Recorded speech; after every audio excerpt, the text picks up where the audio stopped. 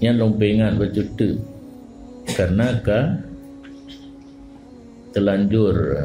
na urang le lampi dato bukan urinang men jid dua ju dalam masjid dia tengah pengajian punya pakai softtek salah alasan hana melabu na softtek kan naruh luar men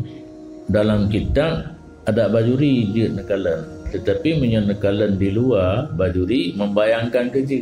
yang jin urang men tamang masjid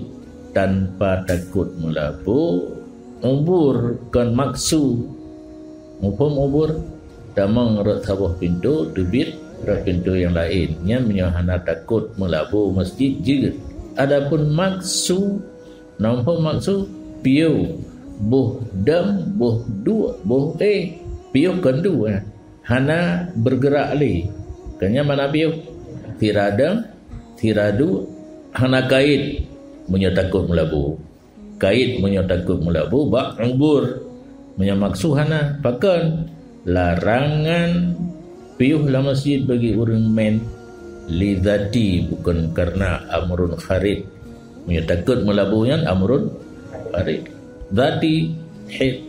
haram piuh dalam masjid menyubur yang boleh ilam ya khaftal talwis menyahana takut melabu ubur amal maksud tidak boleh nahi kan karena amrun kharid karena dati hid ya.